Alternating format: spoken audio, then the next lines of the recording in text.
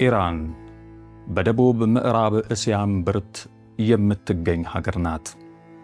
በአንድ ስፍራ ተገናኝተው የማያውቁ አስደናቂ የመልክዓ ምድር አይነቶች በአንድነት የተሰባሰቡባት ድንቅ ምድር፣ ደመናን የሚታከኩ ሰማይ ጠቀስ ተራሮች፣ በመቶዎች የሚቆጠሩ ኪሎ ሜትሮችን የሚሸፍኑ ለምለምና ለም ሜዳዎች፣ ጥላ የሚባል ነገር የማይታወቅባቸው ወላፈናማ በረሃዎችና በሰሜናዊ ከፍተኛ ስፍራዎች ላይ በሕይወት የሚረጩ ጥቅጥቅ ያሉ ደኖች የዚህች ምድር መገለጫዎች ናቸው።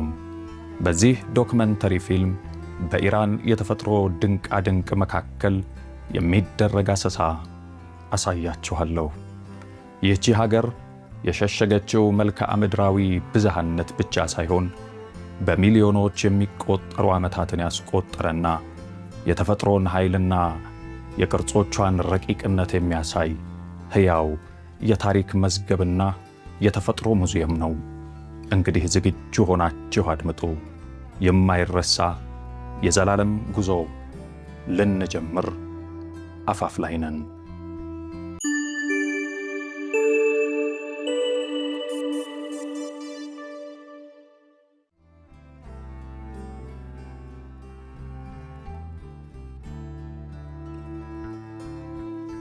ሆርሙዝ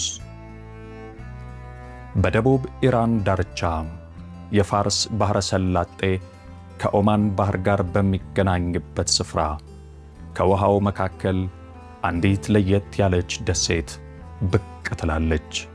እሷም ሆርሙዝ ናት። ከተለመደው የተፈጥሮ ሕግ ያፈነገጠች ምድር። እዚህ አፈሩ ደማቅ ቀይ ነው። ተራራዎቹም በሐምራዊ በወርቃማና በብርቱካናማ ቀለማት ይንቦገቦጋሉ። ይህ እይታ ከሌላ ዓለም የመጣ ቢመስልም በውኑ ግን በሚሊዮን የሚቆጠሩ ዓመታት የፈጀ ልዩ ጂኦሎጂካዊ ሂደት ውጤት ነው። ብርቅዬ ማዕድናት፣ የብረት ኦክሳይዶችና ተፈጥሮአዊ ጨው ይህቺን አስማታዊ ምድር ቀርጿታል። ከዚህ ማራኪ እይታ በስተጀርባ ውስብስብ የሆነ የተፈጥሮ ሕይወት ይርመሰመሳል።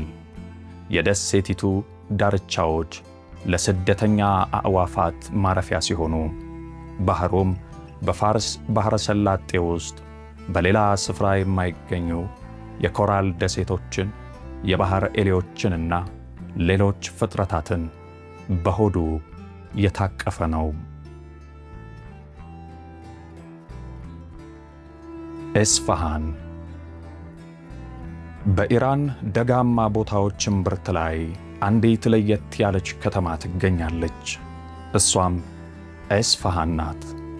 አውሮፓውያን ተጓዦች የዓለም ግማሽ ብለው የሚጠሯት ከተማም እዚህ የፋርስ ስነ ሕንፃ ጥበብ የመጨረሻ ልዕልና ይታያል።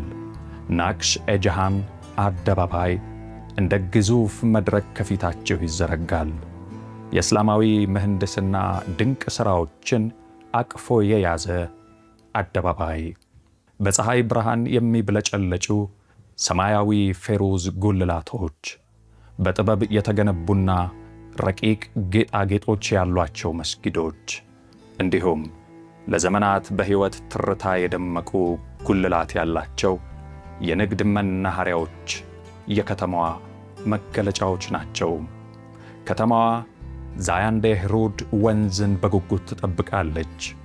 ወንዙ ሲፈስም ኤስፋሃን ወደ ተለየ ውበት ትለወጣለች። ውሃው እንደ ሲኦሴፖል ባሉ ጥንታውያን የድንጋይ ድልድዮች ስር ይፈሳል። እዚያም ነዋሪዎች ተሰብስበው ልክ እንደ አባቶቻቸው የታሪክ ወጋቸውን ይለዋወጣሉ።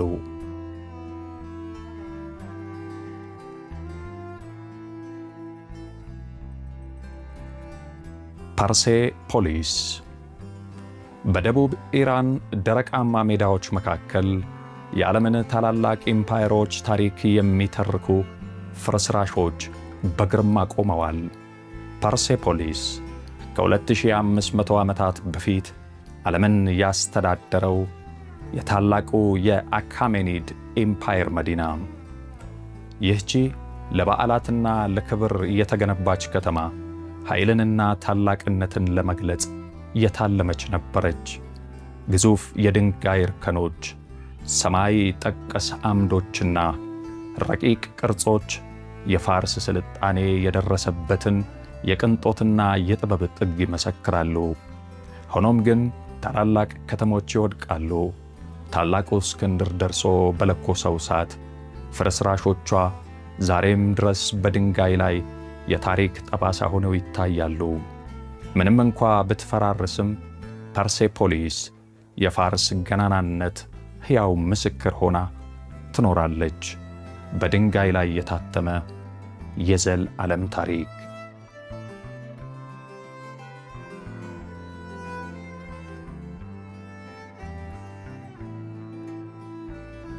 ካንዶቫን በሰሜን ምዕራብ ኢራን በሳሃንድ የእሳተ ገሞራ ተራራ ግርጌ አንዲት ድንቅ መንደር ትገኛለች። ካንዶቫን ሙሉ በሙሉ ከእሳተ ገሞራ ድንጋይ ተፈልፍላ የተሰራች ሰፈር። እዚህ ቤቶች አይገነቡም፣ ይፈለፈላሉ እንጂ። እንደ ግዙፍ የንብ ቀፎ የሚመስሉ ሾጣጣ መኖሪያዎች ከ700 ዓመታት በፊት በነዋሪዎቹ ተፈልፍለው ተሰርተዋል። መንደሯ ዛሬም ድረስ በሕይወት ትርታ ትንቀሳቀሳለች። ቤተሰቦች በእነዚህ ድንጋዮች ውስጥ ይኖራሉ። በግድግዳዎቹ ውስጥ የተፈለፈሉ ትናንሽ ሱቆች ይታያሉ። ሕፃናትም በድንጋይ መተላለፊያዎች መካከል ይቦርቃሉ። በካንዶቫን ተፈጥሮ መልክዓ ምድር ብቻ ሳይሆን ቤት፣ መጠለያና ሕይወት ራሷ ናት።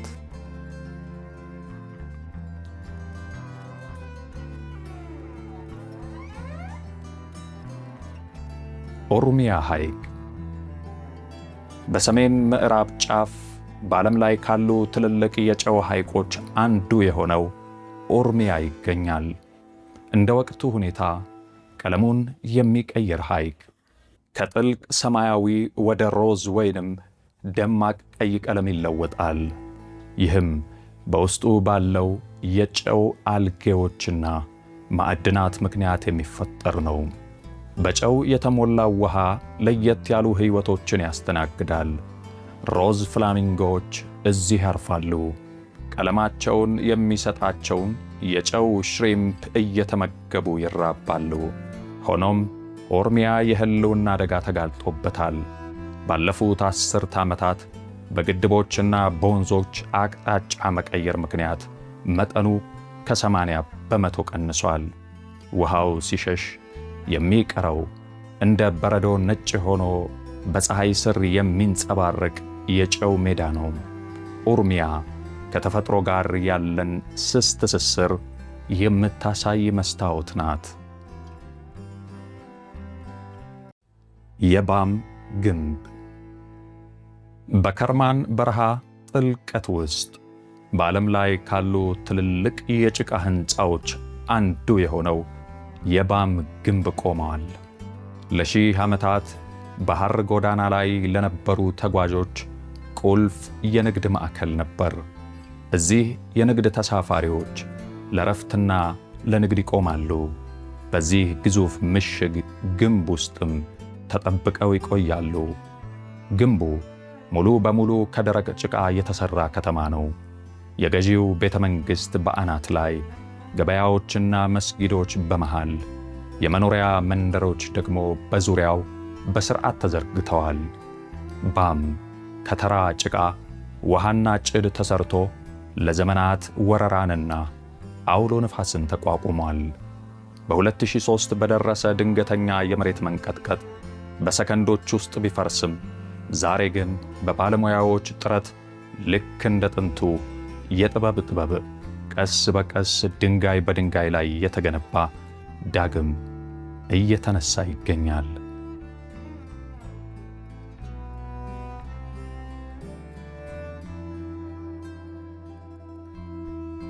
ቴህራን በረዶ በለበሱት የአልቦርዝ ተራራዎች ግርጌ የሀገሪቱ መዲናና ትርታ የሆነችው ቴህራን ትዘረጋለች። ከተማዋ የተቃርኖዎች መናኸሪያ ናት። ዘመናዊነትና ጥንታዊ ባህል በእያንዳንዱ ጎዳና ላይ ይጋጫሉ። ዘመናዊ የብርጭቆ ሕንፃዎች ከጥንታውያን ባዛሮች ጋር ጎን ለጎን ቆመዋል። ሰፋፊ አውራ ጎዳናዎችና ጥንታዊው ታሪካቸውን በጠበቁ መንደሮች ውስጥ ያልፋሉ። ቴህራን በተራራ አቅራቢያ መሆኗ ልዩ ያደርጋታል። በክረምት ነዋሪዎች ለበረዶ መንሸራተት ወደ ዲዚን ያመራሉ። በበጋ ደግሞ ወደ ቀዝቃዛዎቹ ተራራማ ሸለቆች ይሸሻሉ። ከተማዋ በግርግር ውስጥ ሆናም እንደ ሜላትና ላለህ ያሉ ሰፋፊ አረንጓዴ መናፈሻዎችን የታቀፈች ሰላማዊ መጠለያ ናት።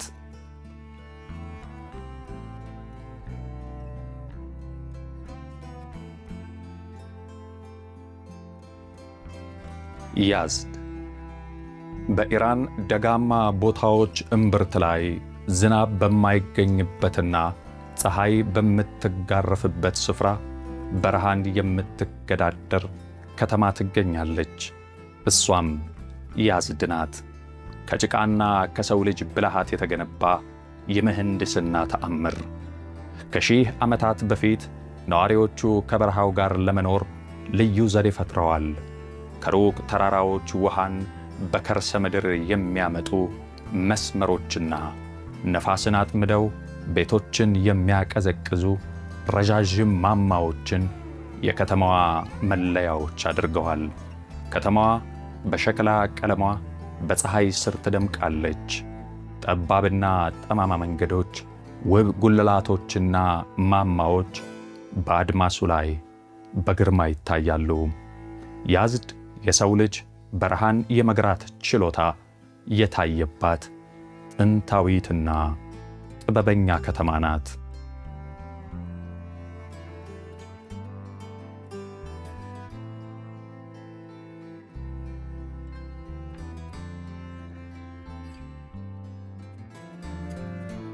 የሱልጣን አሚር አህመድ መታጠቢያ ቤት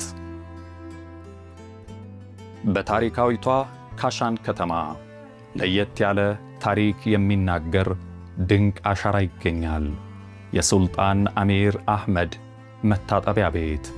ይህ ስፍራ ንጽሕና በፋርስ ባህል እንዴት ወደ ስነ ሕንፃ ጥበብ እንደተለወጠ ያሳያል።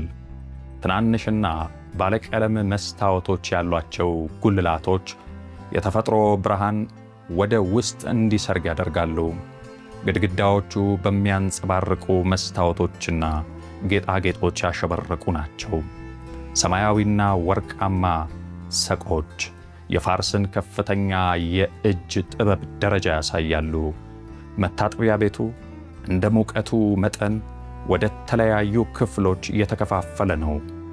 እዚያ ነዋሪዎች ለመታጠብ ብቻ ሳይሆን ለዘመናት የቆየውን ባህል በመከተል ለማኅበራዊ ግንኙነትና ለዕረፍት ይሰበሰባሉ።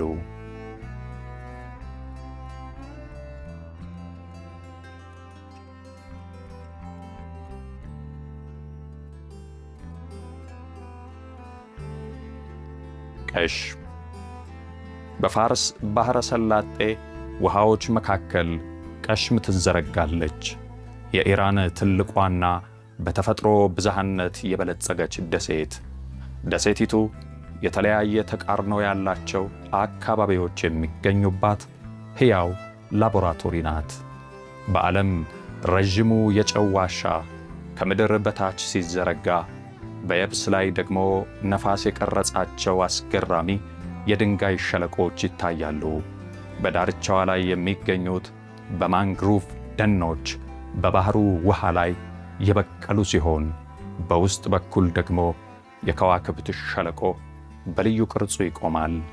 በነፋስና በውሃ ግርፋት የተቀረጹት እነዚህ ድንጋዮች ከሌላ ፕላኔት የመጡ የሚመስሉ አስደናቂ እይታዎችን ይፈጥራሉ።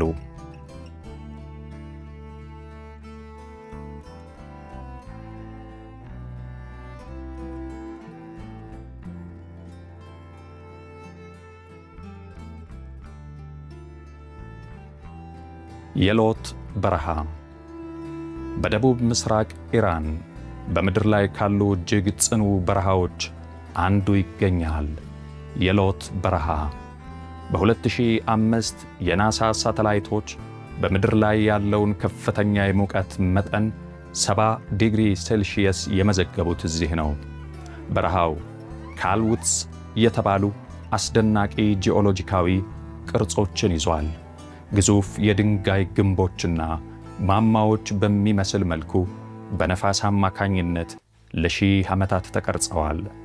በንጋትና በምሽት ሎት የወርቅና የሮዝ ቀለም ትለብሳለች። ጸጥታው አካባቢውን ይቆጣጠረዋል። ሎት የተፈጥሮን አስፈሪነትና ማራኪ ውበት በአንድ ላይ የያዘች ድንቅ ምድር ናት።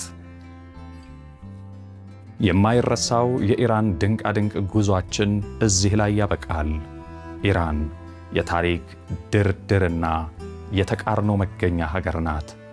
ይህች ምድር አሁንም ድረስ ዓለም እኛ ከምናውቀው በላይ አስደናቂ ነገሮችን የያዘች የተሞላች መሆኗንና የተፈጥሮን ድንቅነት እንድንረዳ ከሚያደርጉ መልክዓ ምድሮች አንዷ ናት።